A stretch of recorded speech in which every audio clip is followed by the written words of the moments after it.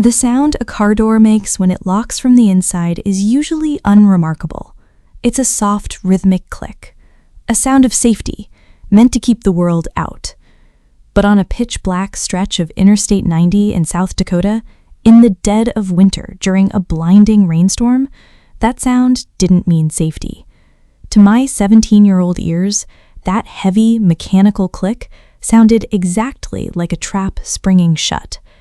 I stood outside in the freezing torrential downpour, my hands pressed against the wet passenger side window of my father's luxury SUV. Inside, the dashboard lights cast a soft ambient glow over my parents' faces. They didn't look at me. My father kept his hands firmly on the steering wheel, his eyes locked on the empty highway ahead. My mother sat perfectly still in the passenger seat, staring straight through the windshield into the darkness. I banged my fists against the glass, the cold water already soaking through my jacket, dripping down my collar and numbing my skin. I screamed into the wind, asking them what was happening, begging them to open the door, thinking it was some kind of sick, twisted joke. But nobody laughed. My brother, Julian, sat in the back seat, his face illuminated by the screen of his phone, completely ignoring the brother standing 3 feet away from him in a storm. When my father shifted the car into drive, the engine roared to life, drowning out my cries. Through the rain-slicked glass, I saw my mother slowly turn her head away from me, her expression entirely empty of emotion. There was no hesitation, no tears, and no regret. As the heavy vehicle accelerated away from the curb, its red taillights blurred into bloody streaks in the heavy mist of a long-abandoned, decommissioned highway rest stop. They didn't just drive away to teach me a lesson or punish me for some teenage mistake. They drove away because they wanted me to vanish from the face of the earth. They wanted the darkness, the storm, and the isolation of the American Midwest to consume me, leaving nothing behind but an unsolved mystery. It took me years to truly understand the depth of the cruelty I experienced that night, and even longer to realize that the people who brought me into this world were the very same ones who tried to ensure I would never have a place in it. At 17, you believe your parents are the ultimate authority, the protectors of your universe. When they throw you out like garbage, something inside your mind breaks permanently. But I didn't know what was coming next. I didn't know that my survival that night would set off a chain of events that would take 12 long years to unfold. I didn't know that my path would lead me from a shivering boy on a deserted highway to an elite forensic investigator, pulling back the curtain on the multi-million-dollar empire my family built on top of my supposed grave. They thought they had written the final chapter of my life on that wet asphalt. They had no idea that I had kept a tiny piece of proof, a tiny overlooked detail that would eventually bring their entire world crashing around them. To understand why my own flesh and blood would discard me on the side of a highway like a piece of refuse, you have to understand the house I grew up in. We lived in an expansive historical mansion in Greenwich, Connecticut. To the outside world, the Vance family was the absolute definition of old-money American royalty. My father, Charles Vance, was a prominent real estate developer whose name appeared in local business journals and luxury lifestyle magazines. My mother, Victoria, was a high society socialite who spent her days organizing charity galas, collecting fine art, and maintaining an immaculate public image. From the outside, our life looked like a flawless painting. But if you stepped close enough to the canvas, you could see the ugly cracks in the paint. I was the firstborn son, named Ethan. From the moment I was old enough to observe my surroundings, I realized that I was an outsider in my own home. My parents didn't value people, they valued assets, utility, and obedience. 2 years after I was born, my brother Julian arrived, and the dynamic of our household shifted permanently. Julian was everything my parents desired in an heir. He was loud, charismatic, desperate for attention, and completely willing to mimic my father's arrogant, superficial lifestyle. He was the golden child, showered with expensive gifts, imported clothes, and constant public praise. I, on the other hand, was quiet, analytical, and highly observant. I possessed what my teachers called a photographic memory, a trait that allowed me to recall exact numbers, dates, and conversations weeks after they occurred. While Julian spent his weekends racing expensive go-karts and attending elite country clubs, I preferred to sit in the quiet corners of our home, reading books on history, economics, and mathematics. My father viewed my quiet nature as a sign of weakness. He frequently reminded me that a true Vance was supposed to dominate a room, not observe it from the shadows. My mother treated me with a cold, polite indifference, as if I were a piece of furniture that didn't quite match the rest of the room's decor. The only person who truly saw me, who understood the value of my quiet mind, was my maternal grandfather, Arthur. Grandfather Arthur was a self-made billionaire who had built a massive shipping and logistics empire from absolute scratch. Unlike my father, who had inherited a comfortable head start and spent most of his time managing appearances, Arthur was a rugged, brilliant businessman who valued hard work, absolute integrity, and intelligence. He despised the shallow, pretentious lifestyle my parents had adopted. Because he lived in a modest estate just an hour away, I spent every summer and nearly every weekend with him. Arthur's study was my true sanctuary. The room smelled of old leather books, rich mahogany wood, and stale pipe tobacco. It was there that he taught me how to read financial ledgers, how to look past the surface of numbers to find the real story hiding underneath, and how to remain patient when solving complex problems. "Ethan," he would say to me, his voice a deep, comforting rumble as he pointed at a dense column of corporate tax documents, "the world is full of people who try to scream their way into power, but the loudest person in the room is always the weakest. The real power belongs to the person who sits quietly, looks at the data, and understands the truth. Never lose your integrity, boy. Once you sell your truth, you have nothing left." I worshipped my grandfather. He was the only person in my life who made me feel like I wasn't a mistake. He saw my analytical mind not as a defect, but as a rare gift. As I grew into my teenage years, my relationship with my parents deteriorated even further. They began openly treating me like an unwanted houseguest, forcing me to earn basic privileges that were handed to Julian without a second thought. I tolerated the emotional neglect, the silent dinners, and the constant psychological manipulation because I knew that every weekend I could escape to Arthur's study. I sacrificed my comfort, my social life, and my desire for parental affection just to keep the peace, believing that if I worked hard enough and stayed silent, I would eventually earn their respect. That was when everything changed. In the autumn of my 17th year, grandfather Arthur passed away unexpectedly from a sudden heart attack. His death felt like a devastating physical blow, shattering the only foundation of safety I had ever known. I remember sitting in the front row at his lavish, high society funeral, watching my parents wipe away dry, theatrical tears for the cameras, while Julian looked bored, checking his watch every 5 minutes. They weren't mourning a beloved patriarch, they were quietly celebrating.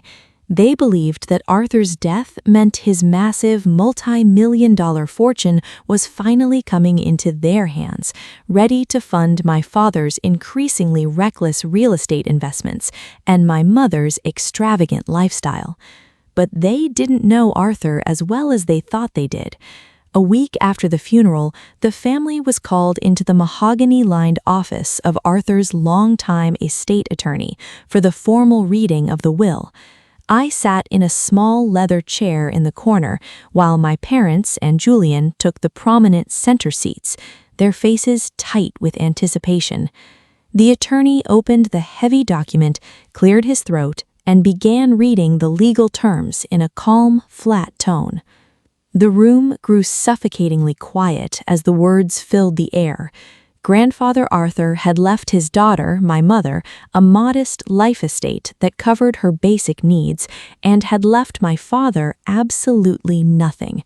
The rest of his massive fortune, the real estate holdings, the offshore shipping accounts, and the entire liquid estate, valued at over $15 million, had been placed into an ironclad legal trust. The sole beneficiary of that trust was me.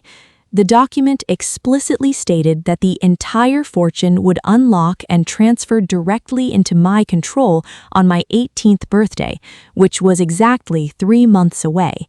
If I died, disappeared, or was declared legally incompetent before that date, the entire estate would immediately revert back to my mother, Victoria.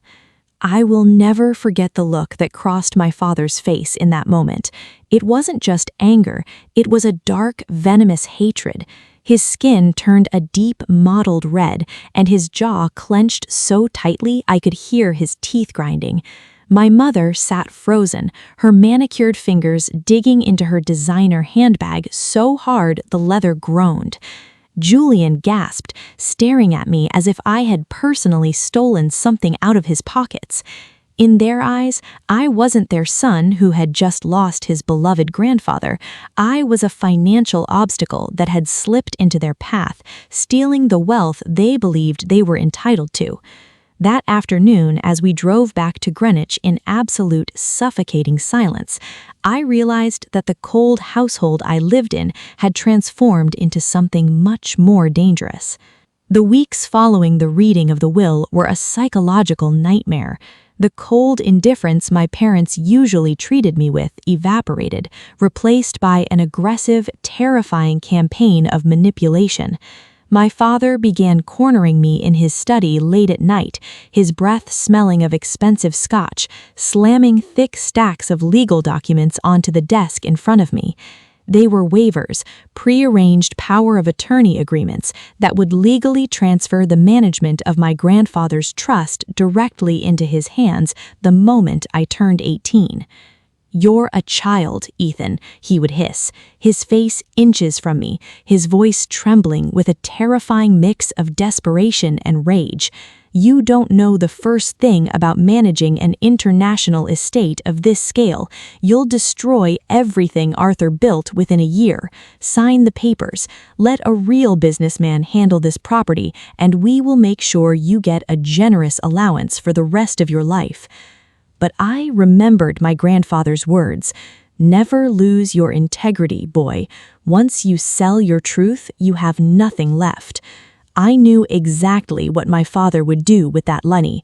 He would use it to bail out his failing, debt-ridden commercial real estate projects, and Julian would squander the rest on sports cars and lavish vacations. I calmly, politely refused. I told him that I intended to honor my grandfather's wishes, go to college, and manage the estate precisely how Arthur intended. My refusal shattered whatever lingering illusions of family harmony remained. My mother stopped speaking to me entirely, looking right through me at the dinner table as if I were a ghost. Julian became openly hostile, deliberately breaking my personal belongings and mocking my quiet nature. I thought losing their approval would hurt. I didn't realize losing their respect would hurt more. They didn't even respect me enough to treat me like a human being. To them, I was just a lock on a vault that they couldn't pick. As my 18th birthday approached, the tension in the house reached a boiling point, and then, suddenly, the storm seemed to clear. 2 weeks before my birthday, my father walked into the kitchen during breakfast, a warm, relaxed smile that looked deeply unnatural. He patted me on the shoulder, an act of physical affection he hadn't performed in years. "Ethan," he said, his voice smooth and conversational, "I've been thinking a lot about what you said. You're right, you're becoming a man, and Arthur saw something in you that I should have respected. I've been too hard on you, son.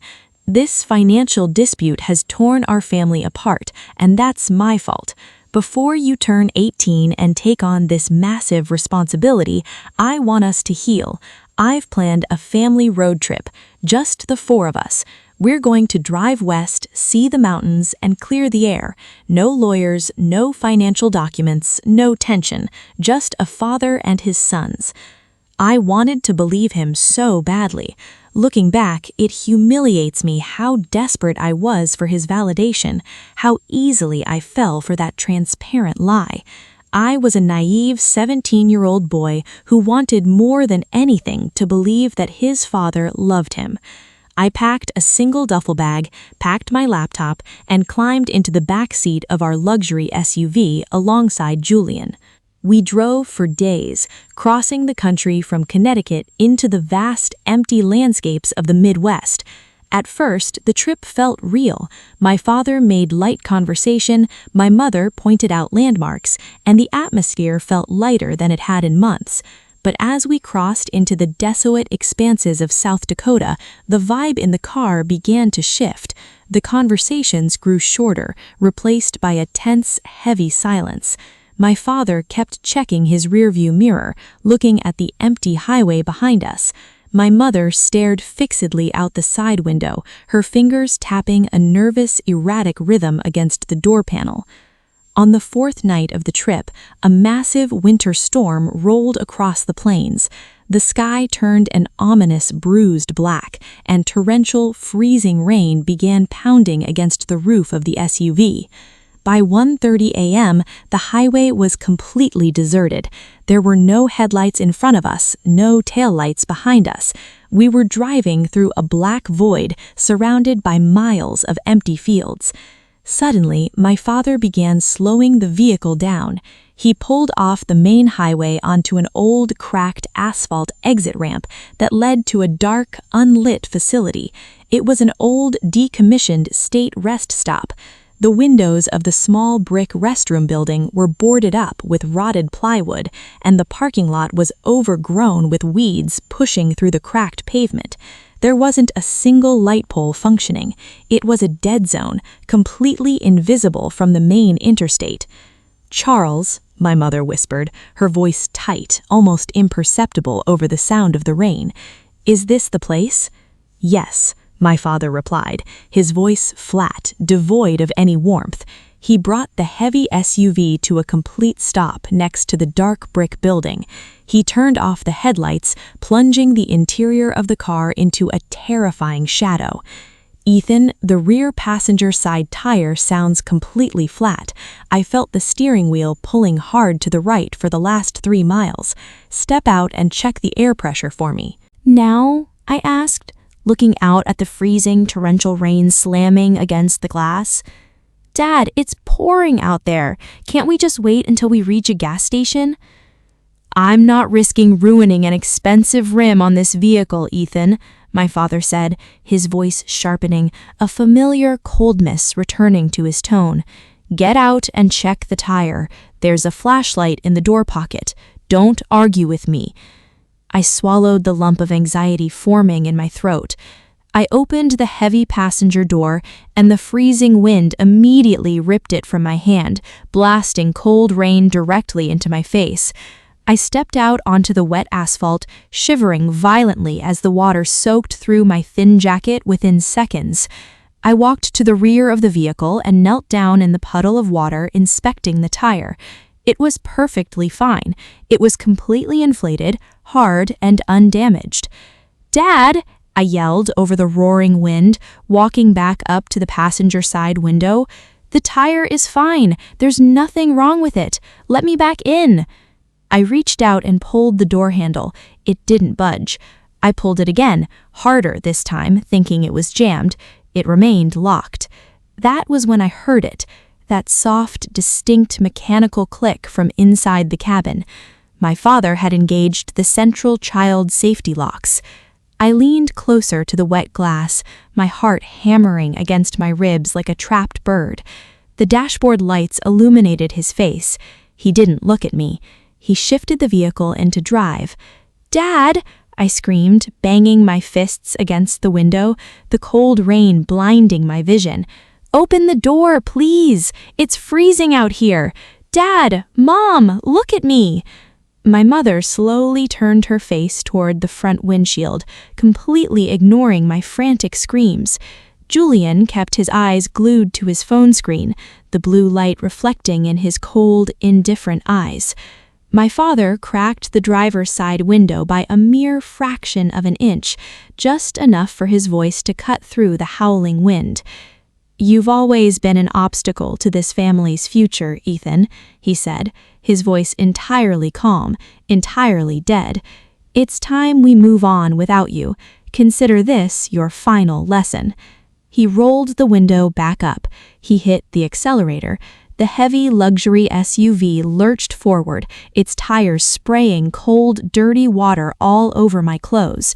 I stumbled backward onto the wet pavement, falling to my hands and knees as the vehicle accelerated out of the dark parking lot. I scrambled back to my feet, running after them, screaming their names into the empty night until my lungs burned. But the vehicle didn't slow down. It swept down the exit ramp, turned onto the empty highway, and within 30 seconds, the red taillights vanished completely into the blinding sheets of rain. I was 17 years old, standing in the middle of a deserted, abandoned rest stop in a remote corner of South Dakota, with no phone, no identification, no money, and no family. They had left me there to die, intending to erase my existence so they could inherit my grandfather's millions. The human body is capable of extraordinary things when survival instinct takes over. For the first 20 minutes, I didn't think about the inheritance, or the betrayal, or the sheer horror of what my parents had done. I only thought about the cold. The temperature was dropping fast, and my wet clothes were rapidly stealing my body heat. I knew that if I stayed at that abandoned rest stop, I would be dead from hypothermia before the sun came up. I began walking. I dragged my numbed legs out onto the shoulder of the empty interstate, facing into the freezing rain, hoping against hope that a vehicle would pass. I walked for what felt like an eternity, my vision blurring, my limbs shaking so violently I could barely keep my balance. Every time I heard the distant roar of an engine, I would wave my arms frantically, but the few long-haul semi-trucks that passed were moving too fast in the storm to notice a solitary boy shivering on the side of the highway. I thought that was the end, but I was wrong. Just as my legs finally gave out and I collapsed onto the gravel shoulder, a massive 18-wheeler slowed to a crawl and pulled over onto the shoulder 100 feet ahead of me.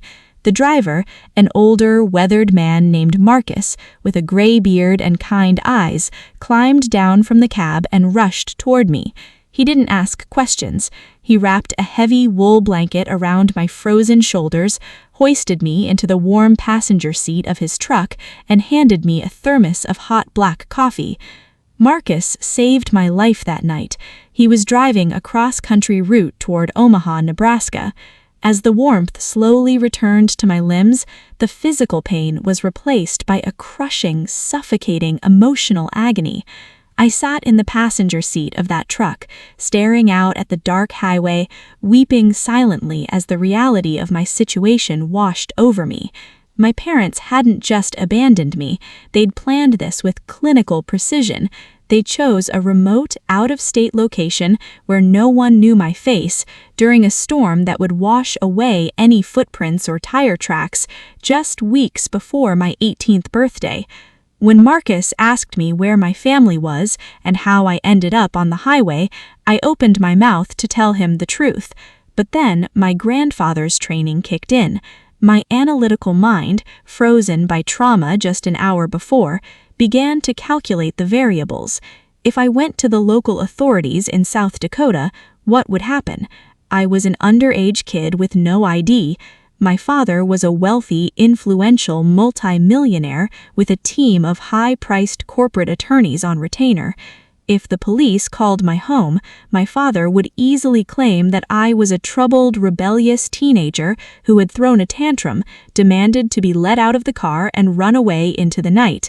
They would return me to that house, and the next time my parents tried to erase me, they would make sure they didn't leave any room for error. "I don't have a family," I told Marcus, my voice cracking with a cold, newfound maturity. "I ran away from a bad situation in New York. I just need to get to a city where I can find work."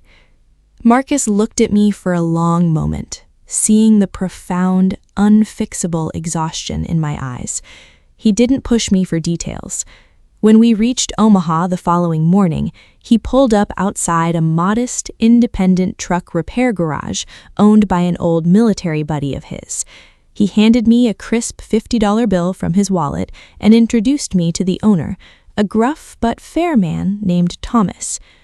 "The kid needs a fresh start, Tom," Marcus said simply. "He's quiet, but he's got a good head on his shoulders. Give him a place to sleep and some work to do."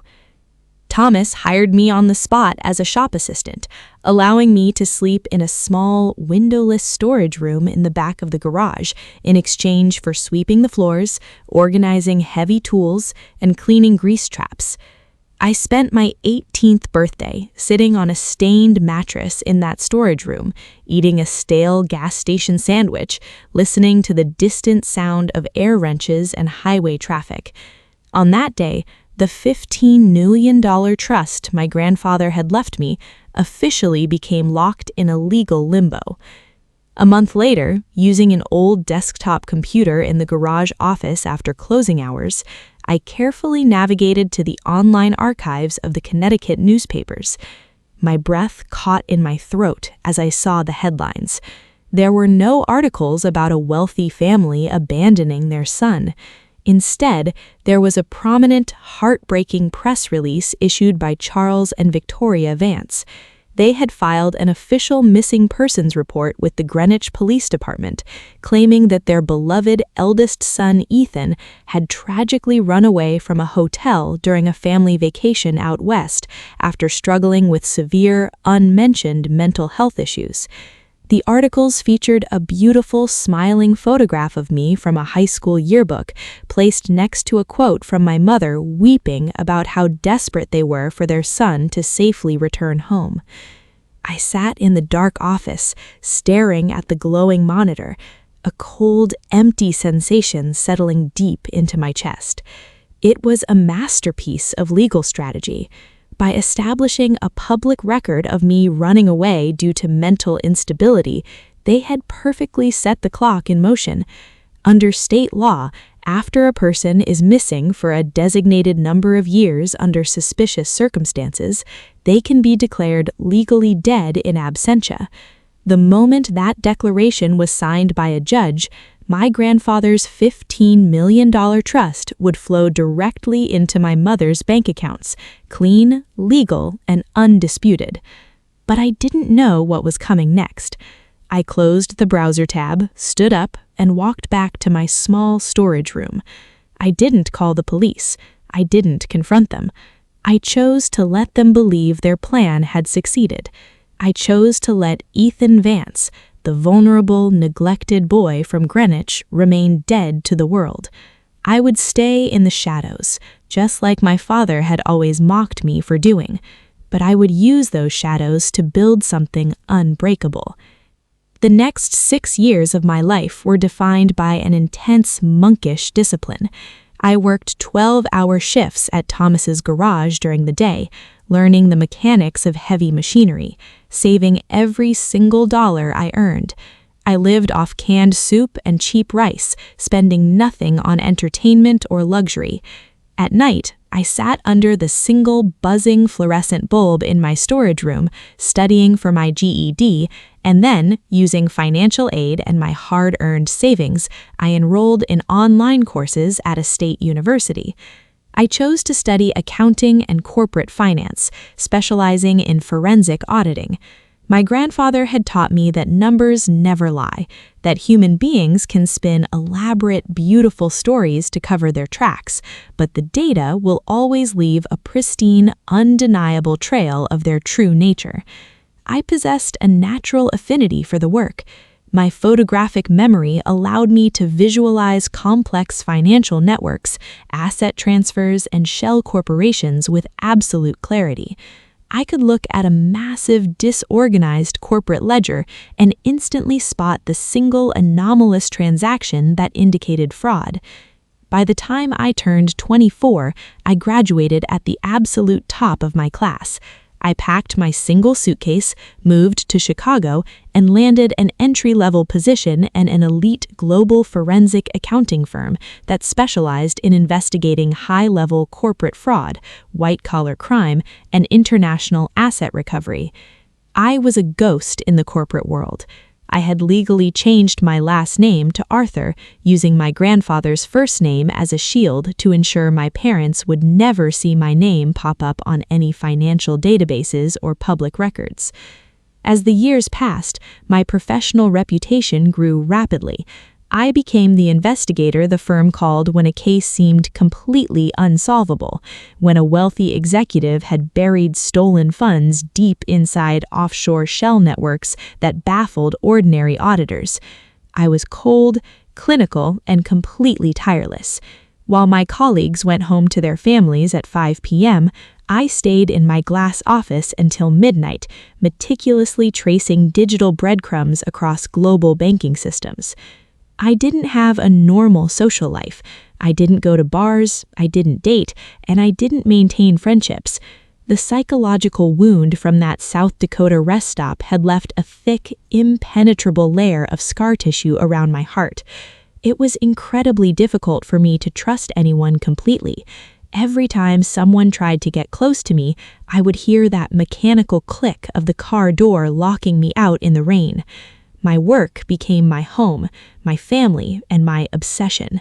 Through it all, I occasionally monitored my family from a safe digital distance. I watched through high society blogs and business registries as my father's real estate company miraculously recovered from its financial slump just 7 years after my disappearance, the exact timeline required by Connecticut law to have a missing person declared legally dead in absentia. They had successfully claimed my grandfather's $15 million. I saw pictures of Julian graduating from an expensive Ivy League school he hadn't earned his way into, driving a luxury European sports car, posing with my parents outside their Greenwich estate. They looked happy, wealthy, and completely unburdened by guilt. They had successfully erased me, using my grandfather's life savings to build a pristine, glittering life on top of my forced oblivion. I felt no immediate rage when I saw those images. Instead, I felt a deep, profound patience. I knew that wealth built on a foundation of absolute cruelty and fraud is inherently unstable. It's a house built on sand, waiting for the right wave to wash it away. I continued to work, continued to build my expertise, and continued to wait. That was when everything changed.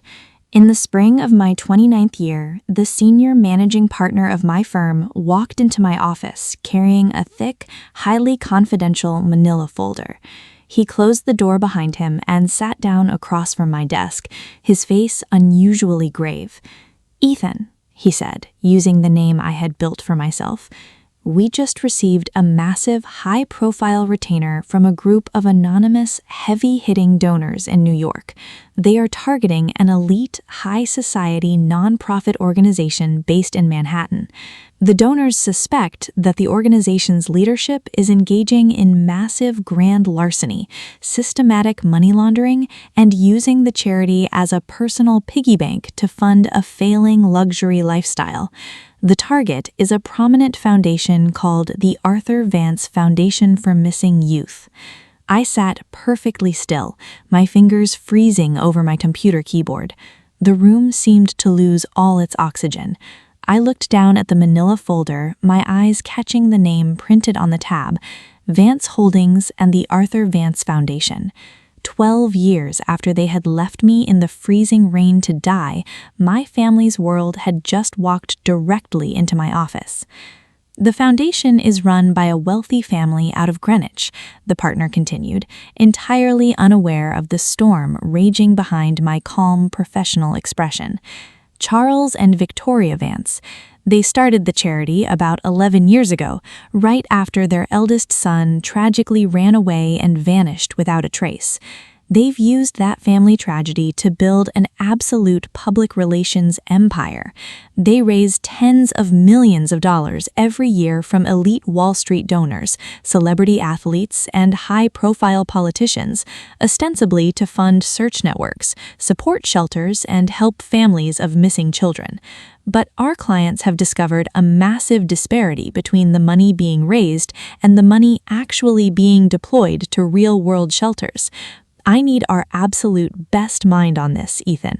I want you to head to New York and personally audit their books. I'll take the case, I said, my voice remarkably flat, completely devoid of any emotion. 2 days later, I arrived in Manhattan. I didn't walk into my parents' offices as their long-lost son. I walked in as Ethan Arthur, the senior lead investigator from a global forensic auditing firm, backed by a legally binding federal subpoena that gave me unrestricted, absolute digital access to every single financial account, ledger, email server, and private bank record associated with the Vance family and their foundation. When I first walked into the sleek, glass-fronted offices of the foundation in Midtown Manhattan, my heart pounded heavily in my chest. I stood in the reception area looking at a massive, beautifully framed oil painting hanging on the center wall. It was a portrait of me at 16 years old, looking young, innocent, and happy. Beneath the painting, written in elegant gold lettering, was the inscription, "In loving memory of Ethan Vance, gone but never forgotten. Your light guides our mission." As I stared at the painting, I heard footsteps behind me. I turned around and found myself looking directly into the face of my mother, Victoria Vance. 12 years had aged her, but she still possessed that same cold, aristocratic elegance. She was dressed in an expensive designer suit, her diamond necklace catching the overhead lights. She looked at me, her eyes sweeping over my tailored suit, my glasses, and my professional posture. There wasn't a single spark of recognition in her eyes.